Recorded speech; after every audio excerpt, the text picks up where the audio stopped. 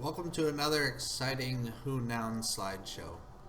Today we can practice identifying individuals from across the room and across the street that we haven't had the chance to meet in person.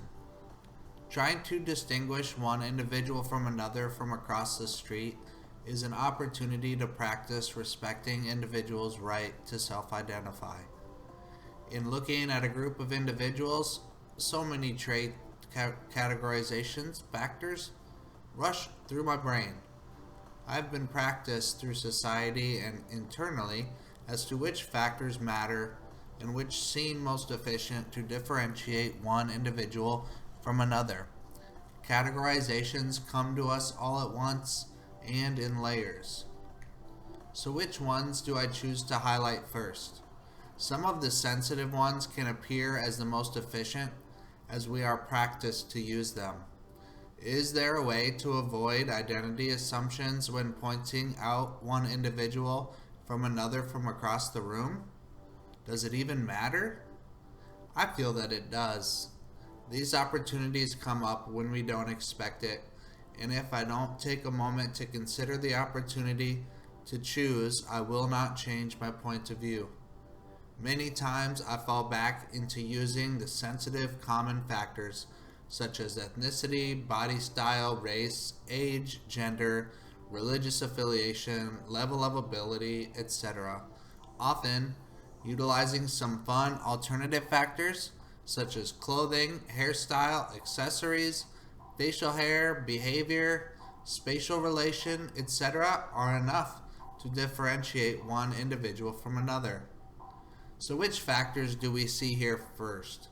There is no wrong answer. Are they sensitive factors or chosen factors? Is there an opportunity between assessment and verbal discrimination to adapt our description? In considering this, remember that it is not that we do not see sensitive factors. It is that we acknowledge that there may be other options. So maybe we can just set aside the sensitive ones for now. Let's go through some practice. I may go through these fast, so feel free to pause and take time with any of the slides. I have thought up some example descriptions that one might use from across the room or across the street. The sensitive traits, race, ethnicity, gender, body style, etc. will be put into brackets. Alternatives are in bigger, bold font. In this grouping, we have a number that look at gender, followed by some in other sensitive categories. Here we are looking at 4 individuals from across the room. In trying to differentiate the person in the purple shirt, one might say the girl in the purple shirt. But we do not know, however, if this individual identifies as a woman, a man, or other. So saying the one wearing the purple shirt could be enough to differentiate this person. Here we are replacing the gender pronoun girl with a non-gender pronoun one. Next we have the example girl with the long red hair, adapted to the one with the long red hair. Once again we are able to avoid a gender assumption and still differentiate one individual from the others. I have found that the pronouns person, individual, and one can be used as less sensitive pronouns than the gender pronouns. Next, we can alter the guy with the mustache to the person with the mustache. Next, we move to other sensitive traits and giving possible alternatives in place of sensitive pronouns such as ethnicity, race, religion, level of ability, etc. Here we can use the same principle of avoiding gender assumptions to avoiding identity assumptions in other sensitive areas. In trying to differentiate the person wearing the yellow shirt, one might say the person of color. We could adapt this to the one with the mustache. Next, in trying to point out the individual in the red vest, one might say the white dude with the beard. Here we have an example with multiple sensitive identity assumptions, race and gender.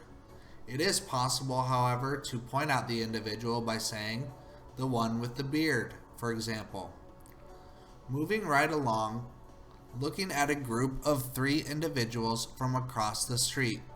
In trying to differentiate the person wearing a suit and tie, one might say, the black guy. Here, once again, race and gender identities are assumed upon a person we have not even met. When possible, we can also use proximity to point out a person, such as the one in the middle there, or with clothing, such as the individual wearing a suit. In pointing out the person on the left, one might say the disabled girl. This clearly points the individual out, but it uses a level of ability and gender assumptions. It may work to say something like the one wearing a yellow hair tie. Last, we look at an example of a religion clumping pronoun. One might say the Muslim. This doesn't even separate the assumed religion from a living person, such as the Muslim man.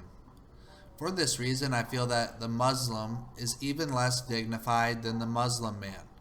So to avoid these assumptions, one might say the person with the blue t-shirt, or the one on the right, or the person wearing a red turban, as a turban can be worn by persons of different cultures and religions. Thank you each for your time. Please comment on how you feel about this practice. I would love the feedback.